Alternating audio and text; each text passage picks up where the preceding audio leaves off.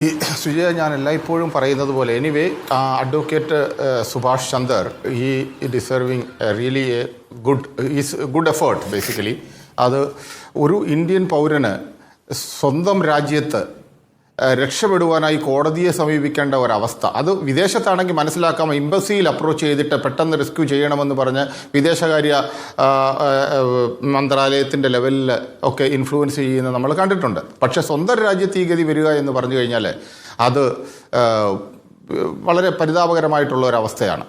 ഒറ്റ കാര്യം മാത്രം ഞാൻ ഇതിൻ്റെ കൂടെ പറഞ്ഞു വെക്കട്ടെ. കാര്യം ഇന്നല്ലേ നാളെ അത് ചെയ്തേ പറ്റൂ.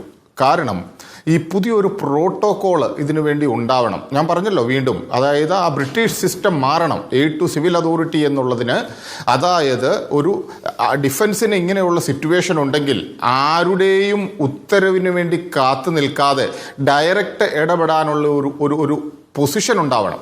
അതായത് ഒരു ഓർഡിനറി ആൾ പോലും ചെന്ന് അപ്രോച്ച് ചെയ്ത് കഴിഞ്ഞാൽ അതിനൊരു റെസ്പോൺസ് കൊടുക്കണം. ഒരു ഇൻസിഡൻറ്റ് ഒരു വില്ലേജിൽ ഉണ്ടാവുകയാണെങ്കിൽ എങ്ങനെയും മെസ്സേജ് ഡിഫൻസിന് കിട്ടിയാൽ അവർക്കത് പ്രതികരിക്കാനുള്ള ഒരു ഫ്രീഡം കമാൻഡർ ലെവലിൽ കൊടുക്കണം.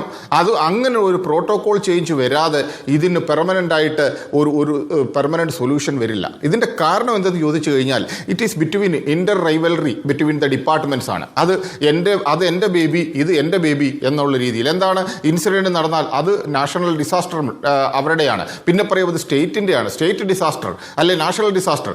ഇതെല്ലാം ആരെയും നമ്മൾ ബ്ലെയിം ചെയ്തിട്ട് കാര്യമില്ല. കേരളത്തിൽ അത് എഫക്റ്റീവായിട്ട് നടക്കുന്നതിൻ്റെ ഒരേ ഒരു കാരണം ഈ സ്റ്റേറ്റ് ഡിസാസ്റ്ററിൻ്റെ മഹത്വം കൊണ്ടല്ല, നേരെ മറിച്ച് ഇവിടുത്തെ ജനങ്ങളുടെ വിൽ പവറും ആറ്റിറ്റ്യൂഡും അവരുടെ കൾച്ചറും കൊണ്ടാണ്. ആ ഒരു ആറ്റിറ്റ്യൂഡ് മറ്റുള്ള സ്റ്റേറ്റിലില്ല.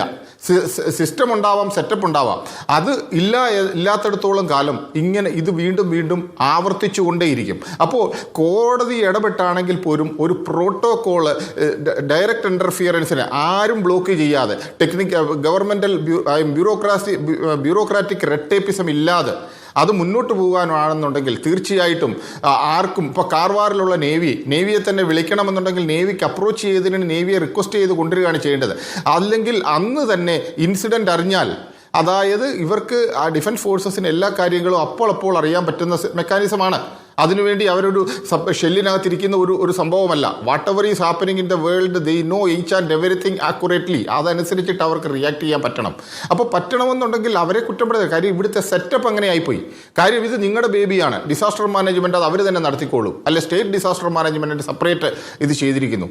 പണ്ടത്തെ കാലമല്ല. കാര്യം നേരത്തെ ഡിഫൻസ് ഫോഴ്സസിന് അല്ലെങ്കിൽ ആർമിക്ക് ഇയർമാർക്ക് ചെയ്തിട്ടുണ്ട്. നിങ്ങൾ ബേസിക്കലി വേണ്ടത് എന്താണ്? External aggression or internal disturbances. ഈ എക്സ്റ്റേണൽ അഗ്രഷൻ എന്ന് പറഞ്ഞു കഴിഞ്ഞാൽ നിയർ ബൈ കൺട്രീസ് ആയിരിക്കാം, അതിനകത്ത് ഇടപെടുക. ഓഫ് കോഴ്സ് ഇപ്പോൾ അങ്ങനെയുള്ള സിറ്റുവേഷൻസ് വളരെ കുറവാണ്. ഇൻറ്റേർണൽ ഡിസ്റ്റർബൻസ് ആണ് കൂടുതലുള്ളത്. അപ്പോൾ ഈ ഇൻറ്റേർണൽ ഡിസ്റ്റർബൻസസിൽ കൂടുതലാകുമ്പോൾ സ്റ്റേറ്റിൽ deploy ചെയ്തിരിക്കുകയായിരിക്കും.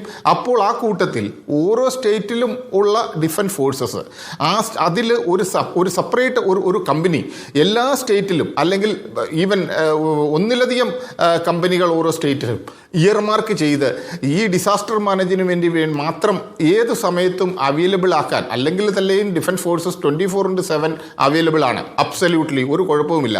What they want an order. അവർക്ക് ഓർഡറാണ് വേണ്ടത്.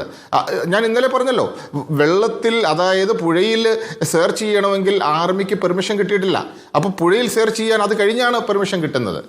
അപ്പോൾ ഇതിനകത്ത് വരുന്ന കാര്യമെന്ന് പറഞ്ഞാൽ ഈ പ്രോട്ടോക്കോള്, അല്ലെങ്കിൽ ഈ സ്റ്റേറ്റ് ഡിസാസ്റ്ററിൽ തന്നെ നിയർ ബൈ ആയിട്ടുള്ള കമാൻഡേഴ്സിനെ എക്സ് ഒഫിഷ്യോ ആയിട്ടെങ്കിലും ആക്കി കഴിഞ്ഞു കഴിഞ്ഞാൽ അവർ അതിൻ്റെ കൂട്ടത്തിൽ അവർക്കത് ഡിസിഷൻ എടുത്ത് ഡൽഹി വരെയുള്ള ഓർഡറിന് വേണ്ടി വെയിറ്റ് ചെയ്യാതെ, അല്ലെങ്കിൽ ഇവിടെയുള്ള MP MLA എല്ലാം മിനിസ്റ്റേഴ്സിൻ്റെ ഓർഡേഴ്സിന് വേണ്ടി വെയിറ്റ് ചെയ്യാതെ ഒരു കലാമിറ്റി ഉണ്ടായാൽ ഡയറക്റ്റ് ഇൻ്റർഫിയർ ചെയ്യാനുള്ള ഒരു പവർ അവർക്ക് കിട്ടുകയാണെന്നുണ്ടെങ്കിൽ ഇങ്ങനെയുള്ള യാതൊരുവിധ ടെക്നിക്കൽ ഡിലേയും ഇൻ ഫ്യൂച്ചറിലും ഒരു ജീവൻ പോലും നഷ്ടപ്പെടാതിരിക്കാനുള്ള ഒരു സിറ്റുവേഷനാണ്. അത് ഇന്ത്യയിൽ മാത്രമാണ് നമ്മൾ കണ്ടിട്ടുള്ളത് ഫോഴ്സിന് സെപ്പറേറ്റ് സ്പെഷ്യൽ റിക്വസ്റ്റ് കൊടുത്ത് കൊണ്ടുവരേണ്ട ഒരു ആവശ്യം വരുന്നത്.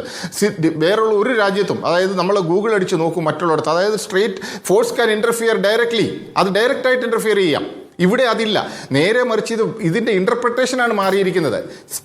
ഡിഫൻസ് ഫോഴ്സസിന് സ്റ്റേറ്റ് ഗവൺമെൻറ്റിൻ്റെ അല്ലെങ്കിൽ സെൻട്രൽ ഗവൺമെൻറ്റിൻ്റെ അല്ലെങ്കിൽ ഡെമോക്രാറ്റിക്കലി ഇലക്റ്റഡ് ഗവൺമെൻറ്റിൻ്റെ പോർട്ട്ഫോളിയോയിൽ ഇൻ്റർഫിയർ ചെയ്യാനായിട്ട് പാടില്ല എന്നുള്ളതാണ് അതിൻ്റെ വിഷയം. പക്ഷേ അത് ഈ ഡിസാസ്റ്ററിലും കൂടി ഉൾപ്പെടുത്തി എല്ലാം കൂടെ കൂട്ടി വായിച്ചപ്പോൾ എല്ലാത്തിനും നിങ്ങൾ ഇൻ്റർഫിയർ ചെയ്യേണ്ട, ഞങ്ങൾ വേണമെങ്കിൽ ഞങ്ങൾ പറയാം, ആ സമയത്ത് മാത്രം വന്നാൽ മതി എന്നുള്ള ഒരു ആറ്റിറ്റ്യൂഡ് അത് പണ്ട് മുതലേ ഉള്ളത്. അത് മാറ്റി എഴുതണം എന്നുള്ളതാണ് എനിക്ക് പറയാനുള്ളത്. അത്